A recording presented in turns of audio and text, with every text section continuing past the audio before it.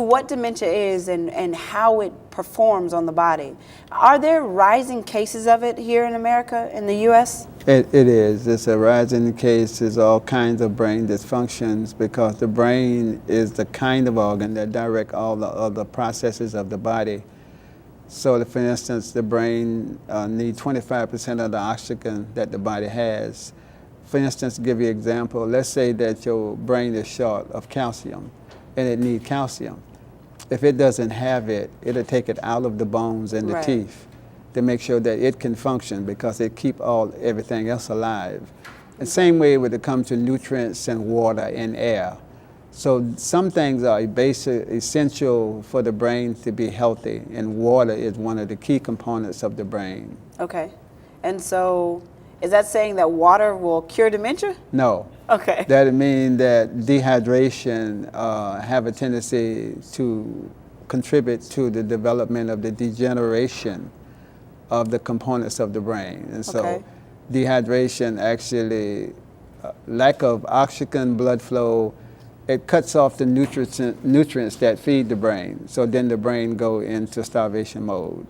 And then they start losing cells and they start dying. And over a period of time. So the rise in dementia, also talking about strokes. But we're talking about plaque in the arteries that's also cut off, the small blood vessel that goes to the brain. The brain have essential nutrients that it needs, as well as oxygen that comes through the blood.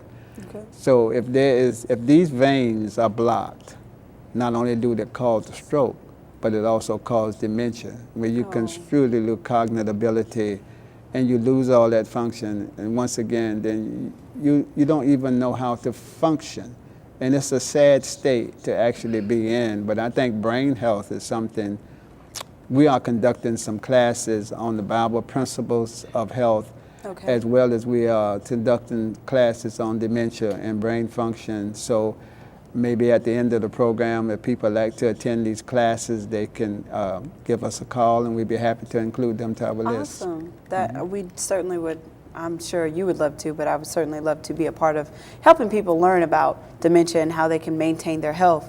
When it comes down to dementia, I'm thinking about dementia and Alzheimer's. What, if you don't mind me asking, what's the difference between the two? Well, there's a lot of comparisons. Both of them basically talking about loss of brain functions, ability to function. When in dementia, you're also looking at the possibilities of stroke. You're looking at the loss of taste. I mean, people cannot taste their food. That's one of the symptoms. But that also can be a symptom of zinc deficiency, when people actually lose the capacity to taste food. And that's a bad way to eat, bad way to be. I mean, can't eat gumbo without tasting it, right? You like to enjoy your food. Yeah. So there's a lot of similarities.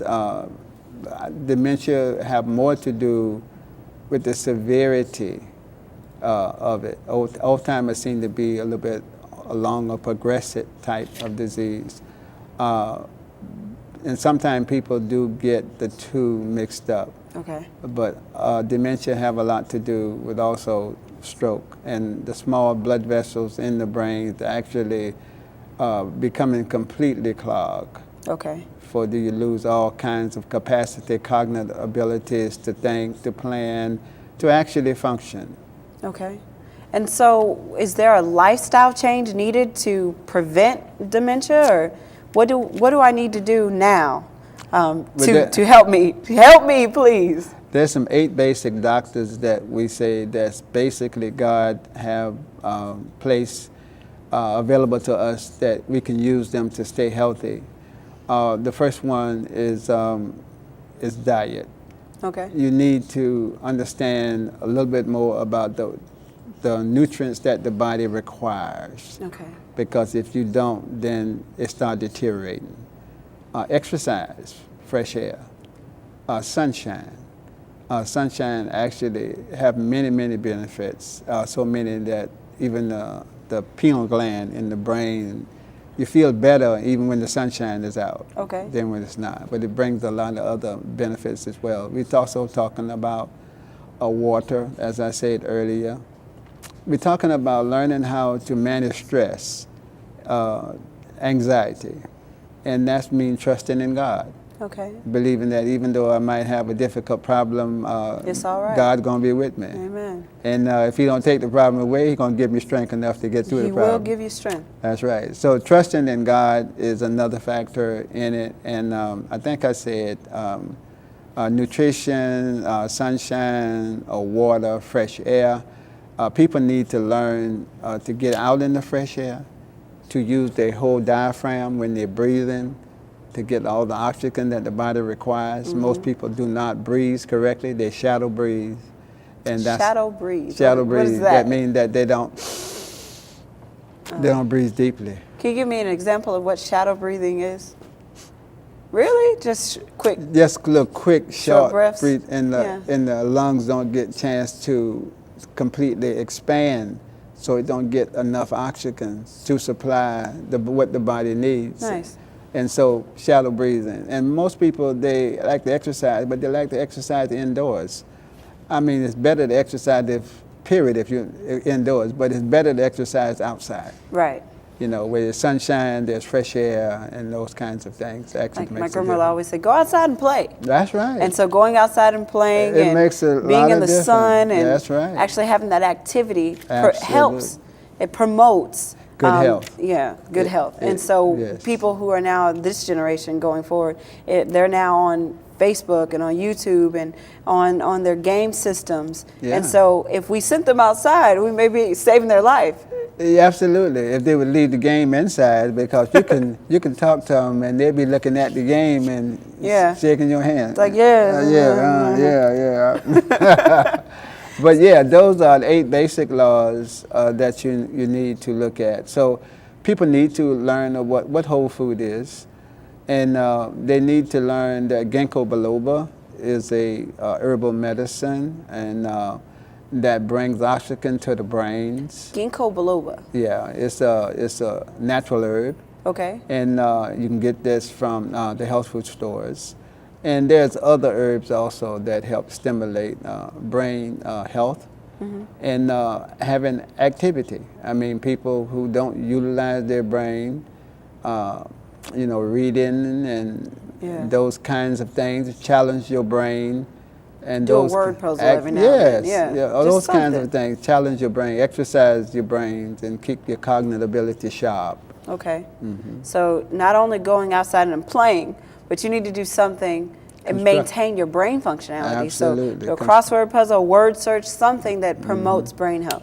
That's That's right. actually very Absolutely. interesting. And I like chess myself, but I like many other things. But chess is one of my favorite games. I know how to play, but I don't play that well. Checkers, I got you in Play checkers. checkers? Okay. Yeah, checkers. Checkers are good too. We can do checkers. Checkers are But good chess too. is, so are there cognitive, actual lifestyle changes other than that? Any other ones that we may be able to say conventional changes that would be needed in life? Like, do you need to not be near water? Are there any kind of those changes? Well, we have the environmental component to these problems, and a lot of them is based in chemicals. We have problems with genetic modified organisms in our food now, which is a contributing factor to this problem. We got, the company is Monsanto, and they create these corn and soybean products that carry pesticides within themselves to kill off bugs. These products are very dangerous. And sorry to say that a lot of times we don't have the warnings that we need to know. As a matter of fact, they don't even want us to know that we're eating genetic modified foods because they don't even want to label them. See, I think if it looks like bread, you just think it's bread. It doesn't matter if it's weird bread or genetically mutated bread. That's it looks like bread. So to the mind and to the mind's eye, people just go off of what they see. It looks like a hamburger. And some people were setting some burgers on fire, and it's just like, well, it looks like a hamburger, I'm going to eat it. And so our food is genetically modified, and it causes issues within the body, is what you're saying. Yes, when you deal with the genome, when you disrupt the DNA, there is repercussions that we haven't begun to understand the repercussions for that. If you look at the research on genetic modified organisms, you see that the research was stopped after 3 months. Oh, really? The 4th month, big tumors began to form in the test animals. Some of the animals died and they was replaced. That research was taken, got Freedom of Information Act. We was able to get that information and we were able to look at it. So people actually should have a right to know what they're eating. And I don't know why you would deny me the right to know what I'm putting in my body. Putting in my body. Right. And so I hope our congressmen and senators do not vote for the DARK Act, which is an act will allow them to sell their food without labeling it. Okay. And that's the danger that we are faced now. So genetic organisms, chemical environment that we live in, all of these are contributing factors. And centrally, processed refined foods that cause the immune system to be weaker.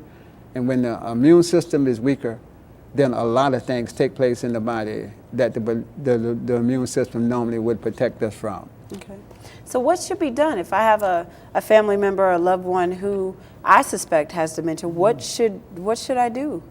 Well, first of all, you should look at a detox system that makes sure that all the heavy metals in their body is pulled out. And there are things that pull those out. And matter of fact, people do not realize, that beans, I'm a vegan vegetarian, but beans pull out a lot of heavy metals out of the body. And so it's a complete protein when you put a grain and beans together. Okay. People overconsume meat, and we're looking at the problems associated with meat because, like I say, mad cow disease associated with a lot of beef that we eat as well.